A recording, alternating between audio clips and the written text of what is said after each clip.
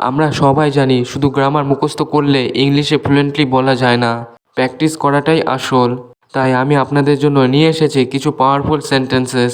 আপনি যদি প্রতিদিন এই সেন্টেন্সগুলো প্র্যাকটিস করেন তাহলে আপনার ইংলিশ স্পিকিং স্কিল অনেক দ্রুত ইমপ্রুভ হবে। আর হ্যাঁ, ভিডিওটা শেষ পর্যন্ত দেখবেন। তাহলে চলুন শুরু করা যাক আজকের ক্লাসটি। করে ফেলো, ডু ইট বা ফিনিশ ইট কুইকলি। এখন আমরা শিখব কিভাবে ইংলিশে করে ফেলো ব্যবহার করবেন। এই ধরনের সেন্টেন্সগুলো অ্যাকশন বা কাজ তাড়াতাড়ি শেষ করার ক্ষেত্রে খুব ইউজফুল। যেমন কাজটা করে ফেলো, do the work, do the work. এই বাক্যটি হলো এক ধরনের ইম্পারেটিভ সেন্টেন্স। এখানে কাউকে নির্দেশ বা কমান্ড দেওয়া হচ্ছে। এখানে সাবজেক্ট নেই, কারণ imperative sentence subject you understood থাকে। মানে আসলে বলা হচ্ছে ইউ ডু দ্য ওয়ার্ক। এই ধরনের বাক্য আমরা সাধারণ ব্যবহার করি যখন কাউকে কোনো কাজ দ্রুত শেষ করতে বলি। স্পোকেন ইংলিশে ইম্পারেটিভ সেন্টেন্স খুব কমন। চলুন এই ধরনের কিছু উদাহরণ শেখা যাক। দরজাটা বন্ধ করে ফেলো, close the door, close the door. ফোনটা ধরে ফেলো, pick up the phone, pick up the phone. খাওয়াটা শেষ করে ফেলো, finish the food, finish the food. লেখাটা লিখে ফেলো, write it down, write it down. গানটা গেয়ে ফেলো, sing the song, sing the song. জুতোটা পরে ফেলো, put on the shoes, put on the shoes. বইটা পড়ে ফেলো, read the book, read the বুক। বাজারটা করে ফেলো, do the shopping, do the shopping. রাস্তাটা পেরিয়ে ফেলো, cross the road, cross the road. আপনি লক্ষ্য করবেন প্রতিটি সেন্টেন্সে আমরা ইম্পারেটিভ সেন্টেন্স ব্যবহার করেছি। ইম্পারেটিভ সেন্টেন্স মানে হচ্ছে এমন বাক্য যা দিয়ে কমান্ড, রিকোয়েস্ট বা সাজেশন করা হয়। উচিত ছিল, শুড হ্যাভ। এখানে আমরা উচিত ছিল কিভাবে ইংলিশে ব্যবহার করব। এটি সাধারণত রিগ্রেট বা পাস্ট অ্যাডভাইস বোঝাতে ব্যবহার হয়। যেমন আপনার বইটা নিয়ে আসা উচিত ছিল, you should have brought your book, you should have brought your book. এই বাক্যটি হলো পাস্ট অব্লিগেশন বা রিগ্রেট প্রকাশ করার জন্য ব্যবহৃত। উচিত ছিল মানে কোনো কিছু করার প্রয়োজন ছিল কিন্তু সেটা হয়নি। এখানে বলা হচ্ছে আপনার বইটা নিয়ে আসা দরকার ছিল। এখানে স্ট্রাকচার হলো subject should have plus past participle form বা ভার্বের V3। তার সাহায্য করা উচিত ছিল, he should have helped, he should have helped. তার সাহায্য করা উচিত ছিল কিন্তু সে করেনি। আমাদের তাড়াতাড়ি আসা উচিত ছিল, we should have come early, we should have come early. তোমার পড়া শেষ করা উচিত ছিল, you should have finished studying, you should have finished studying. আমার ফোন করা উচিত ছিল, I should have called, I should have called. ওদের অপেক্ষা করা উচিত ছিল, they should have waited, they should have waited. আপনার চিঠি লেখা উচিত ছিল, you should have written the letter, you should have written the letter. তার সত্যি বলা উচিত ছিল, he should have told the truth, he should have told the truth. আমাদের দেখা করা উচিত ছিল, we should have met, we should have মেট।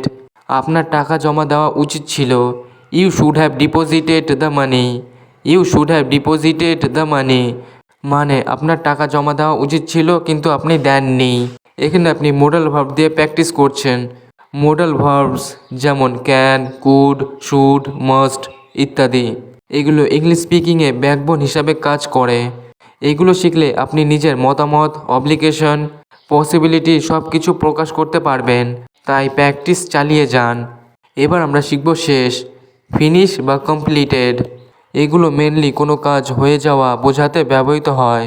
যেমন খাওয়া শেষ, eating is finished, eating is finished. কাজ শেষ, the work is done, the work is done. খেলা শেষ, the game is over, the game is over. Meeting শেষ, the meeting is over, the meeting is over. গান শেষ, the song is over, the song is over. গল্প শেষ, the story is finished, the story is finished. টাকা শেষ, the money is finished, the money is finished. সময় শেষ, the time is over, the time is over. Cinema শেষ, the movie is over, the movie is over. ভ্রমণ শেষ, the trip is over, the trip is over. এই সেন্টেন্সগুলোতে আমরা present perfect এবং passive ভয়েসে প্র্যাকটিস পাচ্ছি। দিতে চায় ওয়ান্টস টু গিভ, এটি সাধারণত কোনো কিছু দেওয়ার ইচ্ছা প্রকাশ করতে ব্যবহৃত হয়। যেমন সে টাকা দিতে চায়, he wants to give money, he wants to give money. এই বাক্যে বোঝানো হচ্ছে যে একজন মানুষের ইচ্ছা আছে টাকা দেওয়ার। বাংলায় দিতে চায় মানে হলো গিভিং সামথিং এর উইশ প্রকাশ করা। ইংলিশে এটি ওয়ান্টস টু গিভ মানি। এখানে স্ট্রাকচার হলো subject plus wants to plus base verb. এই ধরনের বাক্য সাধারণত ইন্টেনশন বা উইশ বোঝাতে ব্যবহার হয়। স্পোকেন ইংলিশে ওয়ান্টস টু খুবই ব্যবহারযোগ্য। যেমন আমি বই দিতে চাই, I want to give a book, I want to give a book. তারা সাহায্য দিতে চায়, they want to give help, they want to give help.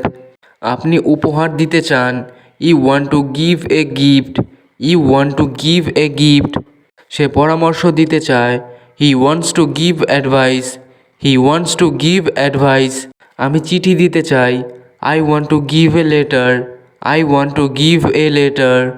তারা সুযোগ দিতে চায়, they want to give a chance, they want to give a chance.